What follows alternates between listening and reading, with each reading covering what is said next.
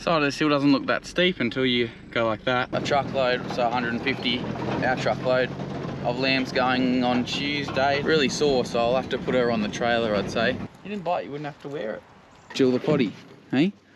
I can't really rely on them, got to look to other methods.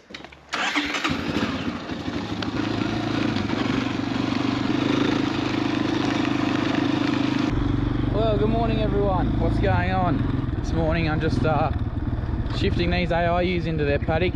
Oh, this is not all of them, obviously. There's some in the next one too, but I'm just moving them into the paddock that they're going to lamb in. So just taking them pretty steady. They're about 2 weeks off now, so not long to go. Here, Carly, come on. This one at the back, he's got quite a big bag. I think actually she's not meant to be in here. She was culled for that reason, so if she wants to stay behind, she can go in with these ewes here. So definitely didn't see her when we had them in 3 weeks ago. So another cracking day. We're getting really good weather at the moment, which is just lovely. This is an old sorghum paddock, if you remember. Now that we've had a couple of frosts, it's sort of, yeah, the sorghum doesn't like the frost at all, so it being a summer grass, it'll die off now. And we'll spray it in sort of, agronomists recommended July. We'll spray it in July, and then it'll go into a Rafno peloton in sort of September when the soil temp starts rising. Come on, girl, what are you doing? You got twins or what? Just poke along. What do you reckon, Maggie? So yeah, as I just said, we have had a couple of frosts, so grass growth is starting to really slow down now. Carly, don't. Yeah, grass growth is really starting to slow down now, so that's unfortunately the time of year, but we are sitting in a pretty good position. We've had sort of good rainfall over summer, and we've had, you know, good autumn so far, so crops are all looking well, and we're sitting pretty for the amount of grass we got too. For lambing, so it's really good. We're in a good position here where we are in the southern tablelands of New South Wales. But how's everyone else's season going? Put it down in the comments. It'd be interesting to hear how things are going all around Australia and around the world. Well, actually, yeah, around the world. I know over some of the YouTubers I watch over in the UK, they've had a bit of a battle with just wet weather. Cammy from the sheep game, he had a terrible start to lambing. I think it's looking up now, but yeah, it wasn't real flash. A lot of rain and a lot of unfortunately dead lambs, but that's Mother Nature. That's farming. Sit.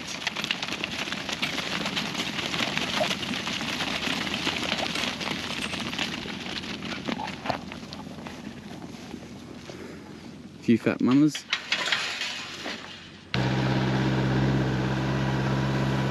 Made their way out here. If you remember in the last video, this is the paddock that we put a new fence up along the hill here.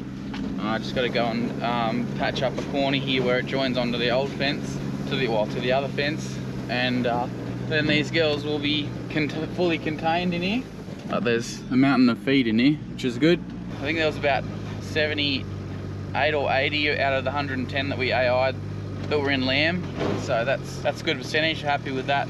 But because we only do 110, we scanned them when we scan the rest of the studs, but because they're joined later, we generally scan around that 80 or 90 days pregnancy. And these girls were more progressed, and he wasn't able to twin and single them, so we can't really ask him. He comes all the way from Blaney. Well, not all the way, that's about 2.5 to 3 hours away, and don't really want to ask him just to come and do 110 for us. So generally we just wet and dry the AIs, which is all right, because we want to look after them anyway, because they've got some good fathers. So what do you two reckon? Side of this hill doesn't look that steep until you go like that. I hate hills. Wasn't real fun doing this fence, but it's done now, and I probably won't have to do it for another, well, 40 years. We'll see. Don't really know how long fences last for. The last one would have been here when my grandfather came over here. I'm third generation. When my grandfather came over here from South Australia, there was no fences on the place. It was all just one boundary fence, 1,000 acres. And so he did all the fencing, you know, all the internal fences. And I don't really know, you know, obviously that wouldn't have been all at once, I assume. So I don't really know how old the old fence was, but it could have been 30 or 40 years old. And back then, you know, you'd be pretty resourceful. So Dad said a lot of the fences were already second-hand wire. It might have even been second-hand wire, this fence, but I don't know exactly. It's too hard to tell. I never met my grandfather. He died a couple years before I was born, so.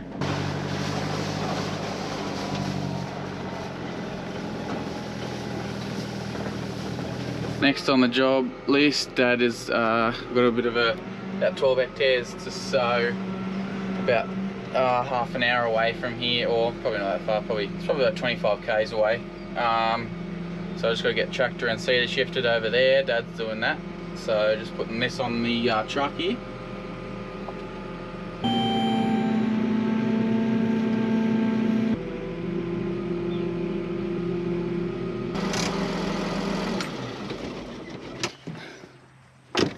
All loaded up.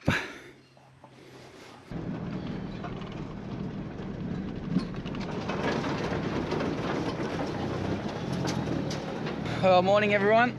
Ended up going and watching my little brother play footy yesterday afternoon, just in the local club. We had a bye. I play for a different club. We had a bye this weekend, so I went and watched that yesterday afternoon, which they won, which was good.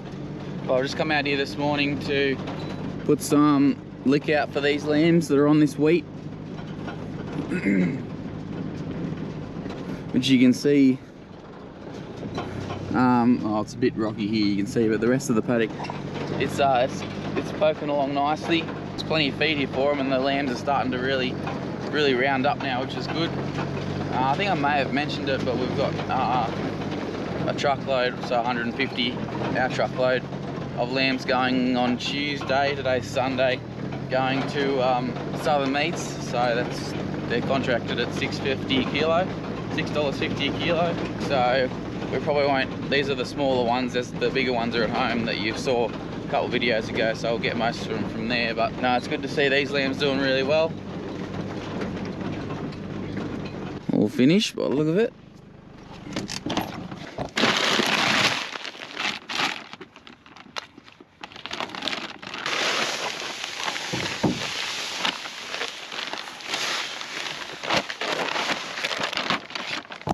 Bit of a foggy morning this morning, but I'm going to clear up by the look of it and be another cracking day. Got to go home and going to get the rest of the stud ewes in that were joined naturally, and give them their pre-lamb 6-in-1 and mould him in and drench and all that jazz. What do you reckon? And they're also the twins and singles, they're all together, so I'll draft them up and put them in some paddocks.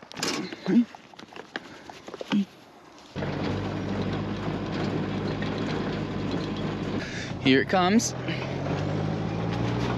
Just shifting the AI ewes out of the road, just the other corner of the paddock. I've got to bring the other ewes through here, so geez, they're looking fat. Not far off now. The girlies. Alright, just had a little bit of a change of plan there for a hot minute. One of my mates rang me, and him and his girlfriend car had decided to go into limp mode, and I was going to go down the truck and pick them up and the car, but they managed to get onto a tilt tray. So I'm just heading back out to bring these ewes back in again. Just a slight little delay. But yeah, I just grabbed the ute and the little quad trailer, because there's a ewe here that's got I don't know what's happened to her foot, whether she had an abscess or something. It's sort of not in the hoof, it's further up, and I don't know what's happened, but she was really sore, so I'll have to put her on the trailer, I'd say, and bring her home that way. So I decided to bring the ute back out instead of the bike. So I got to manage to get them into one. They were spread out over 3 paddocks, and I got them back into one paddock, so it'd be easy to muster.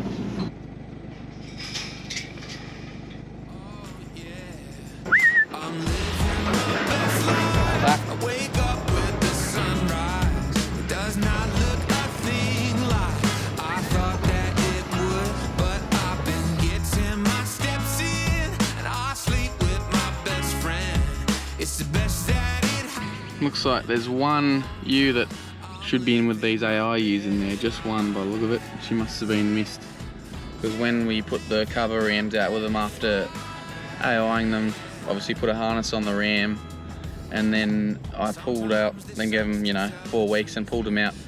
and any with a mark on their back I pulled out, and she might have just been jumped and then briefly, and then so she had a mark on her, and so I pulled her out. But she's definitely going to lamb in the next couple of weeks, I think. So I'll give her a drench and the works, and then I'll put her back in this paddock. It's right near the yards here, so it's not hard.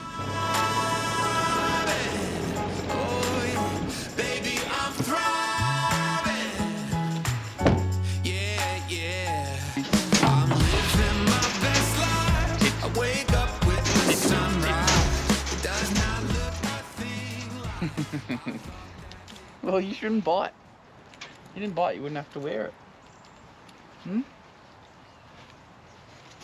So as usual, we're going to run them through the handle here, and I'll, because they're twins and singles in here, I put it all on their tag, so I've got to scan their tag, and I'll just draft them into their relative groups, and then obviously into their different paddocks, because as I've said plenty of times before, the singles obviously don't need as much feed as the twins, because they're only growing 1 lamb instead of 2, so just different feed requirements and different pasture qualities, I guess we'll put them on. So actually give them a long acting drench as well, Sodectin long acting, as well as a multimin and a primer drench. Got to give them a normal drench as well as the long acting, just to clean them out initially, because this is not really the idea of this drench. It's more of a slow release long acting instead of that initial kill off for worms I'm talking about. Here's the one with the sore foot. Looks like, I think it was an abscess by the look of it, so I might give her an injection of penicillin. And looks like it's burst, so it's at the end of it, but we don't want it getting infected or anything.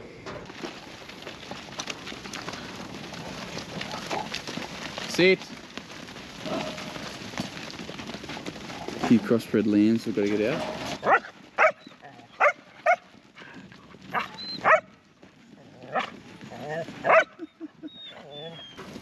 They're a unit, mate.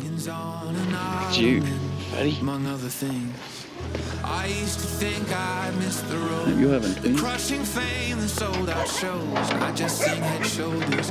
Maggie, shut up. Like I'd forgotten them. But I'm alive. Baby, I'm thriving. Oh yeah. I'm living my best life. I wake up at the sunrise. It does not look a thing like I thought that it would, but I've been getting my steps in, and I sleep with my best friend. It's the best that it has been in a long time. I'm living my best life. Yeah, yeah, living my best life. Yeah. Sometimes this sucks to tell the truth, and I took it hard like people do, but I'm learning how to eat the fruit that is in season. Never thought I'd be a grown-ass man, but you know what they say, the best laid plans. Now I'm holding on to my daughter's. So you can see what I'm looking at here. I've obviously scanned their tag with the EID reader, and then comes up with their visual ID and their EID, and then there's all different options, but obviously I've just got it showing what they're scanned as, which is a twin, and then she was joined to one of our rams, one of our own rams, which is 105 of 21. So there you go. Well done. Oh, look who's up next. Some of you long-time viewers will realise, well, will remember this is Jill the potty, hey? See, you remember that, don't you? Maybe. What do you got in you? She's having a single. You can go up there, miss.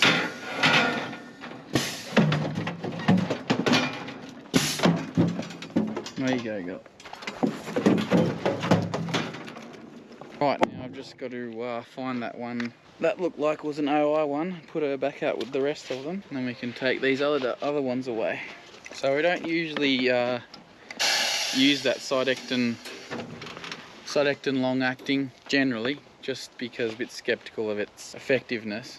We've got a heap of it there that is probably nearly out of date, to be honest, but thought we'd just use it and see if it, because we find that, especially with the studs, because they're lambing earlier, they seem to come into the yards when we're marking them with a few worms, some of them.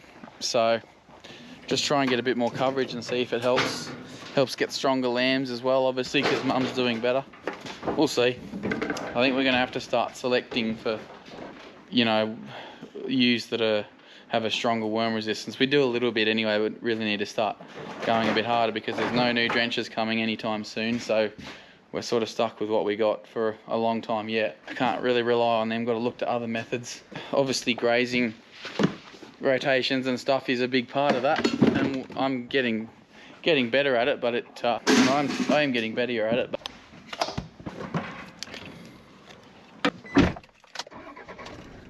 She's made her way out there. She's nearly there.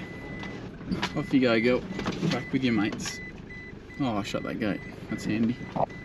Well, that was an ordeal. Sheep don't like being by themselves, and of course when I went to open the gate, she took off back into the shed here, tried to get under everything that she could to get away from me. So I had to walk her all the way back over there, but she's in her paddock now, off to find her mates. They'll all be out in the paddock grazing, so it won't take her long. Off you go, ladies. They're just going through a paddock down past the shed there onto some ryegrass. They looked well. They all sort of they averaged nearly condition score 4. So, but anyway, guys, I think that's going to be the end of another video. I'm rapidly running out of battery, so I might leave that one there. I'm just going to take the single lambers away and put in their paddock. Yeah, I hope you enjoyed it, and with that, I suppose we'll catch you in the next one. Alrighty, see ya, bye.